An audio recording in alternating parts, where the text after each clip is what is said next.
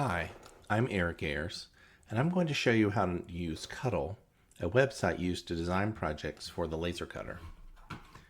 To get to the site, you just type in cuttle.xyz. That's Cuttle with two T's, like a cuttlefish, not cuddle like what you do with your boo. Cuttle allows you to make a free account and save up to 5 designs. But if you scroll down, you can see some of the crafts that you can make. The ones that are tagged with Pro cost money.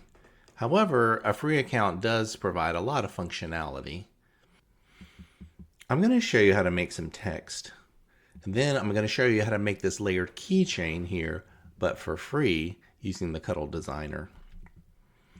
All right, so first thing I'm going to do is open my account.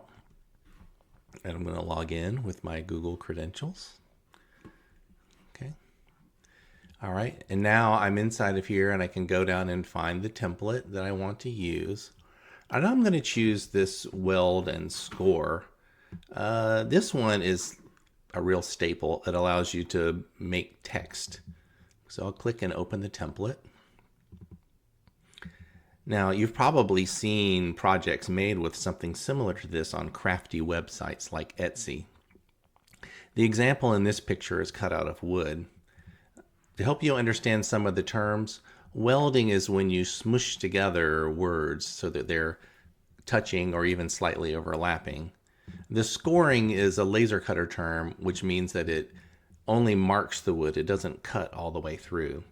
So when you weld and score, you make a word, but it's all connected as one piece of wood. So I'm going to scroll down a little bit and you can see we can make a new project right here. All you have to do is type in a word you want to use. I'll type in makerspace. And you can see to the left it updates the art. Look at the art closely and you can see that there's the red outline and then there's these blue lines in the middle. So the red is where it's going to cut all the way through the material and the blue is just going to make a mark on the wood and not actually cut. So I typed in makerspace. Now let me choose another font. What do you think about this one? Retro Angelina.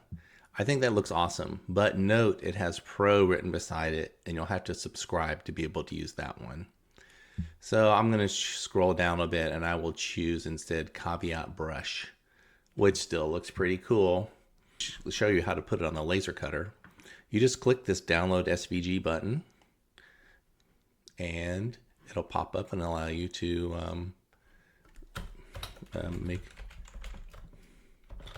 make a little name for it. SVG is the type of file that the laser cutter understands, and I'll download it. Okay. Next, I'm going to switch over. Our laser cutters are Glowforges, and I'm going to log into the Glowforge. And then I'm going to upload the file that I just created. Okay, to do that, I just create a new design, click Upload a File, and here's the SVG file I just made. Okay, it takes a moment to load sometimes. Now we're in the designer part of the Glowforge website, and it's showing us a picture of what's inside the laser cutter. There's a scrap of wood in there that I'm going to use. So I'm going to move my piece of my artwork here over the scrap. I can resize it if I want to.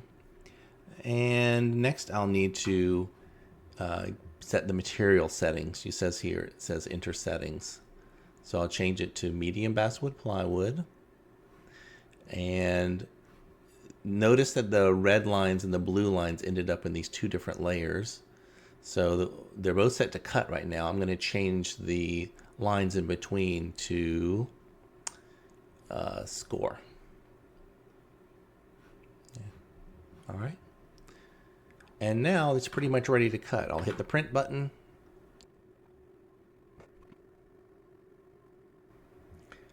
And it gives me an estimate of how long it wants to cut. All right, so you can make a lot of fun things just using the free templates like Weld and Score. But let me show you go back and show you how you can make something more sophisticated with the Cuttle Editor. So let's go back to this project, and we're going to turn this into a key ring with layers. So I'm going to add a second layer behind the words. Okay, so I'll go up here and click Open in Cuttle Editor. All right, and now I see the project, but with a lot more options on the side. I'm going to take this advice to make a copy, and I'll also change the name up here to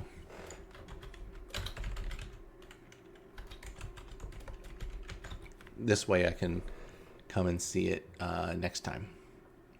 All right, so I'm going to breeze through this, but just to show you what's possible in Cuttle, I'll take my text. I'm going to add in a new emoji here. This is a slightly smiling one, but you can click up here and browse all the other ones. Okay. And then I'm going to make it fit the way I want to my keychain. Okay. Put it kind of close there. And then I'm going to group them together. So I made a window around it, and I'm going to hit group. Now they both move together as one item. So I've got the front layer now. I need to make the back layer. So to do this, I'm going to duplicate my group, bring it up here. Now Cuttle has a ways to run some transformations on it. The first thing I'm going to do is outline. Okay, so that makes it a little bit thicker. And I think I want it to be a little even thicker than that, so I'm going to change this to 0.2. All right, that looks interesting as a back layer, but it still has some holes in it. That's no problem because there's also a remove holes modification. That's cool. Let me put this on top and see how it fits. Oh, it's going to look really good. Okay, but I forgot something. I forgot to put in a place for the key ring to go in. So what I'm going to do is I'm going to add on a circle over to the other side here. Drag this on. So this is a little extra spot where I can have the go through. And I'm going to put the circle inside my other group. Okay, now it gets an outline. Okay. All right. So that's all together. And now I need to make a little hole right there for the key ring. So I'll make another one here, make it smaller, and put that in the middle there. It's too big. I'm going to make it even smaller. And put it over here. Yeah, I think that'll work pretty well. Okay, now that's got room for the key ring. All right. Next, yeah, those two things, I'm going to group them together just so they'll stay together. I'll group those. And now everything moves around. I'll move it down. So that's what my keychain is going to look like when I'm done. And for now, I'm going to just leave them separate so I can download them and do the same process.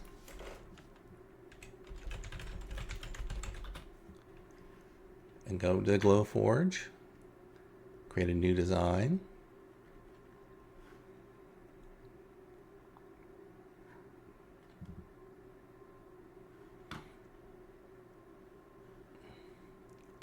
Move them over here, and now I've got a few more settings to change. I'll change this one to cut. Okay, that's the hole. We're going to cut that out, and we need to change that back to score. Okay, and now our keychain is ready to cut. It's fun to watch the laser cutter at work. The laser actually burns right through the wood instantly, and it smells a little bit like a campfire when it's running. You can take the pieces out immediately though. The wood doesn't feel hot to the touch.